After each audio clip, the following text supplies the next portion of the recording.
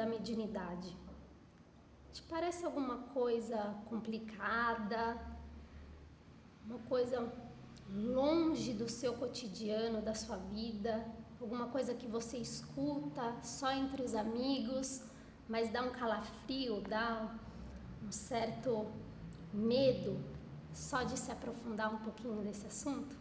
Bom, então você esquece tudo isso, que hoje a gente está aqui com a Maísa Intelizano, professora do nosso curso online de Mediunidade e Espiritualidade, para explicar um pouquinho melhor para a gente, para desmistificar essa palavra, né, Maísa, que...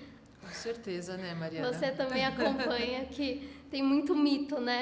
Tem bastante mito, tem bastante ilusão, né? Uma coisa assim, que fica uma coisa muito distante.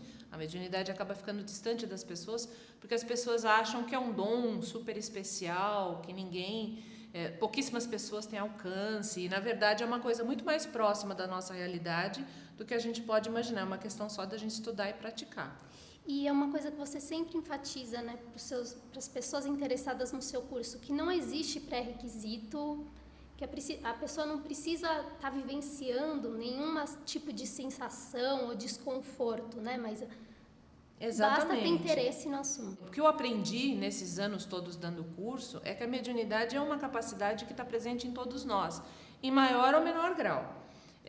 E que todos nós temos alguma sensibilidade ao mundo espiritual, ao mundo energético mais sutil, e que isso é uma questão da gente começar a observar e estudar para aprender a mexer com isso, mas que não está tão distante assim, é uma coisa mais fácil de acessar do que a gente imagina. Então, assim, existem situações no nosso dia a dia que a gente pode estar acessando essa outra realidade e a gente nem está percebendo? Existe, Mari. Na verdade, a gente está o tempo todo em contato com essa realidade. Por exemplo, num bate-papo com um amigo, você pode estar sendo inspirada ou influenciada para falar isto ou aquilo, ou para falar daquele jeito ou desse jeito, né? Às vezes, numa intuição, num momento em que você está numa dúvida em relação a alguma coisa que você quer fazer ou que você precisa decidir, você pode acessar um nível acima daquele de consciência normal e captar uma informação que em outra condição você não captaria. Às vezes, numa visita a um doente, por exemplo, você doa energia naquela sua intenção de que o doente se sinta bem, se sinta melhor. É natural que você acabe doando energia para aquele doente e isso favorece o estado geral dele. No momento em que você está dando uma aula, no momento em que você está fazendo uma consulta como profissional, todos esses momentos, esse acesso ao mundo mais sutil, ao mundo paralelo, ele pode acontecer e ele pode, inclusive, ser facilitado se a gente tiver consciência de que isso acontece. Tá? Nossa, então seus alunos devem ficar muito surpresos, né? Porque aí no curso de mediunidade a gente consegue dar nome para tudo isso, né, Maísa? Existem termos específicos para cada situação dessa que você falou. A gente acaba dando nome até para facilitar o entendimento, né? Na verdade, Maria, esses fenômenos acabam acontecendo muito todos misturados. Eles não é que acontece um, depois acontece o outro. Eles não estão separados, eles acontecem juntos. As pessoas têm mais de uma percepção, mais de uma capacidade, então eles acontecem juntos. Mas a gente procura delimitá-los para que as pessoas entendam cada um como acontece e possam identificar quais os que acontecem para elas.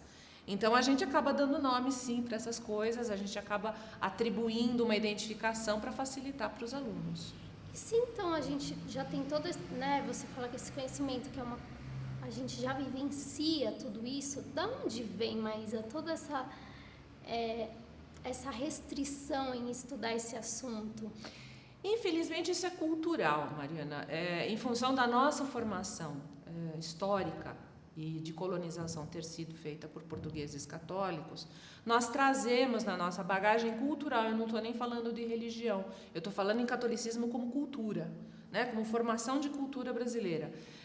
Então, nós temos na nossa bagagem essa coisa do catolicismo que condena o contato com o astral, que condena o contato com os supostos mortos.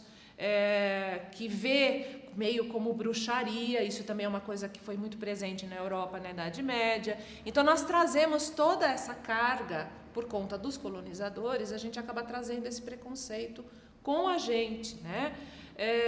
Sendo que, na verdade, antes dos católicos tomarem conta da Europa, todos esses fenômenos já aconteciam, por exemplo, com os celtas. Né? A mediunidade era uma coisa absolutamente natural entre os celtas. Aí a Igreja Católica entra por uma série de razões políticas, econômicas, religiosas, sociais. Eles acabam proibindo determinadas coisas, perseguindo outras, e os portugueses, quando vêm, trazem isso para o Brasil. E a gente acaba assimilando isso como cultura, não como religião. Independente da religião que a gente tenha, a gente acaba assimilando isso como cultura. E é isso que a gente vai refletir na hora de estudar esse tipo de assunto. Essa resistência, esse preconceito, esse medo, ou até vergonha, muitas vezes, que acaba refletindo na prática das pessoas. Maravilha. Pessoal, mediunidade não é um bicho de 7 cabeças. Não. Nós estamos aqui para ajudar vocês, né? Todo mundo passa por isso em algum momento da vida, esse chamado. Então, eu espero que vocês tenham gostado da entrevista e tem mais coisa para vocês também, porque a gente vai aproveitar e gravar outros conteúdos, outros vídeos curtos, e a Maísa vai esclarecer um pouco mais do assunto para a gente. Que bom, que é um assunto que eu gosto muito. Isso aí. Acesse a nossa plataforma e fica com a gente.